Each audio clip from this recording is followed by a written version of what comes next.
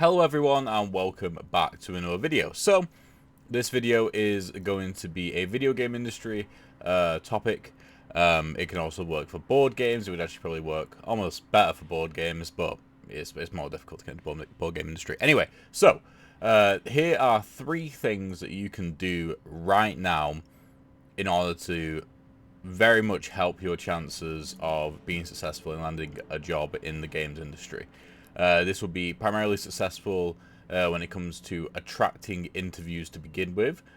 So throughout the application process, actually being successful with the application and getting an interview, and then also it can help in the interview process. These 3 things in many different ways, and this is specifically as a game designer. It can have crossover with other disciplines as well, especially with one of the points which is related to actually making gaming products. So the first thing is make a blog. Make a blog. So, people nowadays don't really read blogs very much, especially people like sort of our age, the people that are getting into the games industry. I'm currently 24. I only really read a couple of blogs, and that's because I'm very much invested in certain parts of the industry, like the board game industry. So I'll watch read Jamie Stegmaier's blog on StoneMeierGames.com. But one of the things which massively helped me during every single interview, and it's the same for the next point as well, is just having a blog. Because every single interviewer would bring it up without me mentioning them. They would be impressed that I would keep up with it. It shows like commitment and consistency, and they really liked the fact that I was presenting topics which would illustrate that I think deeply about game design. I understand what game design is, and also I do blog posts which help other people as well to do with game design, which they really liked. So it shows that understanding, shows that desire, that sort of, it's almost like a presentation of yourself as someone who is good at communication, written communication, which is very important in the games industry. Especially nowadays, there are with every company in the games industry, especially the ones I've worked for, meetings, like video face-to-face meetings, are trying to be like sort of lessened, so where there's barely any. And the idea is to just quickly talk to each other via written communication and get it sorted. So yeah, starting up your own blog, WordPress, Weebly, probably Squarespace, though it's overkill and very expensive. WordPress, I've heard, is the best for actually hosting blogs. I use Weebly in particular just because it's one that I'm most familiar with. Been using it since I was about 10 or 11 when I had to start making websites about just random things. So yeah, starting a blog, definitely. If you're not good at writing, that's completely fine. Use Grammarly, use WordTune, all these softwares which are like the base functionality is completely free. Just install it as a plugin and it helps massively. But also, the way you get good at things is by doing it to begin with. People aren't going to be, to begin with, when like just scanning over your blog post, like potential interviewers. They're not going to be checking for like grammar or anything like that. They might read one blog post, there's a couple of grammar mistakes. I'm sure that's fine. So the second point is what you're watching right now. Start making videos on YouTube about game design. One sort of like section era of my channel, which is archived on the channel, which you can watch in a playlist, is my video game analysis videos. So I really got into wanting to be a game designer through movies like Indie Game the Movie and different documentaries like that on NoClip, and that sort of thing. But what really got me thinking deeply about being a game designer and game design in general is Game Maker's Toolkit, and Adam Millard as well, who both make amazing video essays about game design. And I wanted to do that, and it's surprisingly easy to do. Literally, the biggest time sink is just playing the game. If you want to play the game all the way through, that was the biggest time sink for me. But just make videos about games, even to begin with, that you're passionate, that you've already played. If you're playing them on PC, you don't need a capture card. If you're playing them on console, you need a capture card. That's the only time sink really. And Elgato, that works.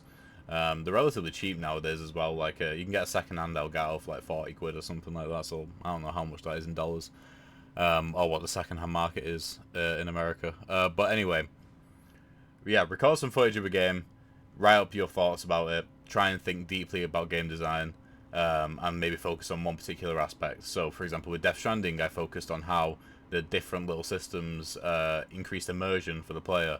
For Bioshock, which was the first video essay which I did, I focused primarily on just how the sound directs the player, the sound, the visuals direct the player, which I thought was really interesting. And that's the thing, if you're a game designer, and in the art of game design, one of the first things which he said is that the way to become a game designer is by calling yourself a game designer, and then that's it, you're a game designer. You don't have to have made any games or anything like that. That just increases credibility. But one way, what I'm saying is that if you are a game designer, then you will already be having these thoughts about games. You will already be thinking, like, why does this work this way? Or I really like how this works this way, and I can see why they've done it. That sort of thing. And just make a video about that. Other things is like if you're making games yourself, just in UE5 or whatever, just make videos about it, like showing that you're doing something. That's the thing. Like a lot of people don't really focus too much on presenting what they've done unless it's finished. And the thing is, if you're just getting into the industry, then it's very unlikely that you have finished a project, especially if you're focusing on video games, which leads me on to the next point, which I'll get into in a minute. So yeah, just present yourself, just show people who you are and what you make and why you are good at being a game designer. Final point, which I alluded to, is make some board games. Like, one of the reasons why I'm now down this path of also being a business owner for a board game development and publishing company is because I didn't know how to program. My brain isn't particularly wired super well to get it really easily, like other people. That's not bitter or anything like that. It's just based off me observing other people in my class at uni. Like, some people would take to it very quickly, probably also behind the scenes put a lot of time into it, but that also comes from being motivated because you take to it quickly. So yeah, that wasn't something which I was particularly good at, but board games, that's something which you can make with paper and pencil, or with Tabletop Simulator, or with Tabletopia, and all you need is some graphical software. You can even use Paint, but stuff like Photoshop or GIMP, or there's another one as well which a lot of people use. Those are all available as well. But the thing is, yeah, make board games, because you can. One thing I taught at uni during last year, between like September and December, and I was teaching first year game design, and one thing which I taught was the module was board games, and the whole point of it was to get people to start thinking about board games, but also to have something physical, something complete, something done, which they can show interviewers. And every single time during an interview, people would bring up, without me saying, the fact that I make board games because they've seen my blog or they've seen my videos, and almost half the interview would just be about that. Like, that's the thing. Like, if your interview process is just going deep into like one thing rather than just like question answer, then you're onto a good one. And that's been the case with every interview that I've had related to my board games. Because it shows that you can follow through on a project from start to finish, which is usually like if you look on LinkedIn, and you see that there are like, junior role, like entry level role, but 2 years experience in industry and one release title. That's almost everywhere, constantly one release title. People would see board games as that. People have seen it during my interview process. Like, pretty much every job I've applied for before I've had a release title has been, you need a release title, and that has become more of a null point when they've seen that I can design and develop and produce a game from start to finish. And board games are so much easier to do that than video games. I'm getting more into like sort of middle weight, close to AAA, probably still AA, board games at the moment, and those take about a year to make. You can make a game in a day and have it ready to like go out if you wanted to. So those are the three things which I recommend. So let's just recap. Make a blog, talk about game design. Make a YouTube channel and videos, talk about game design.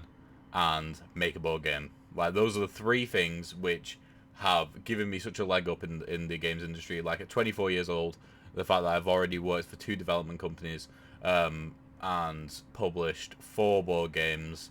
I'm going on to publish other games as well that other people have made, as well as making more board games which are going to be coming out in the future. Won a bunch of awards like to do with young design, young video game development, such as we won like 3 different awards at Game Republic, which is for students, for our game Lethal Deal, and all that. That's all because of these sort of like 3 pillars of what I've done to present myself to the industry in the best possible light. So hopefully that helps. Hopefully that wasn't too rambly, and yeah, hopefully it helps in the future when it comes to getting a job in the industry. But yeah, anyway, thank you guys for watching. Hopefully you enjoyed, and I shall see you in the next one. Goodbye.